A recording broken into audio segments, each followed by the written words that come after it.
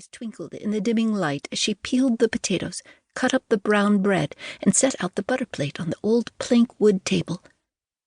"Someday we'll have enough candles to light the whole house every night," Polly promised herself as she watched Mamsie squint at her sewing in the growing dark. Just then Phronsie let out a cry. "It's Ben!" Ben bounded into the kitchen, his chubby face all aglow. His big blue eyes shone honest and true. "Is sup ready, Polly?" Ben asked. "We're hungry," said Joel and Davie, who trailed in after Ben. "Let's eat," Polly said, carrying the plate of potatoes to the table.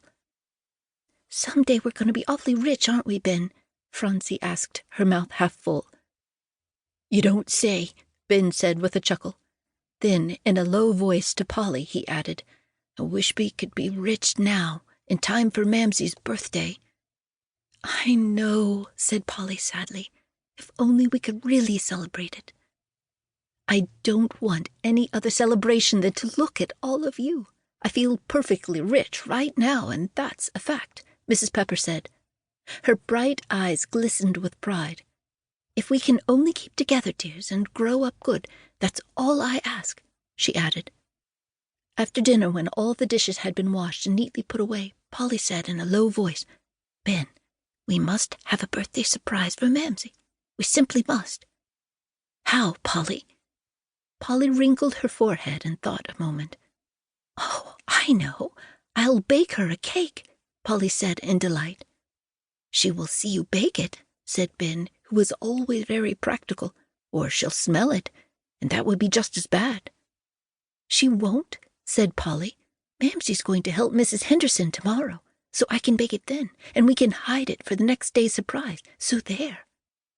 "Good for you, Polly," said Ben. "You always think of everything." "We'll have it done and out of the way by the time Mamsie comes home," Polly said, checking the cupboard.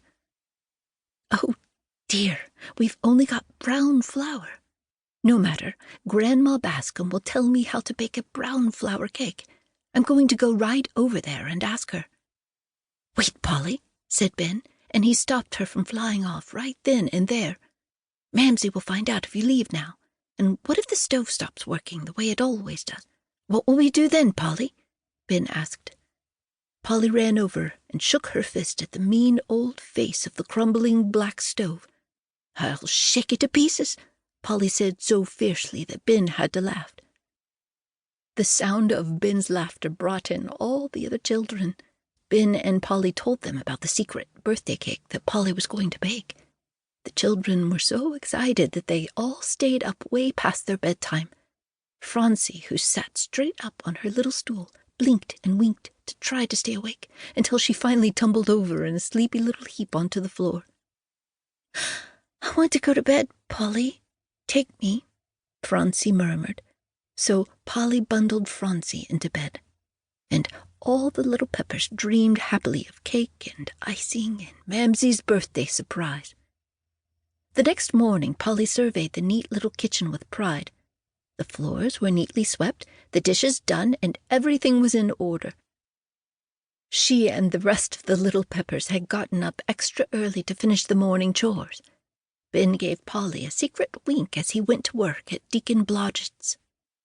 The minute Mamsie left, Polly and the 3 youngest Peppers gathered around the old stove to light it. That way it would be nice and hot to bake the cake. Davie brought the wood for the stove. Polly put it into the stove and poked it into a careful little pile. "There, that will work," Polly exclaimed. Then she saw the big black hole in the back of the stove. The clay that Ben had used to fill the hole had fallen out. "What will we do now?" groaned Joel.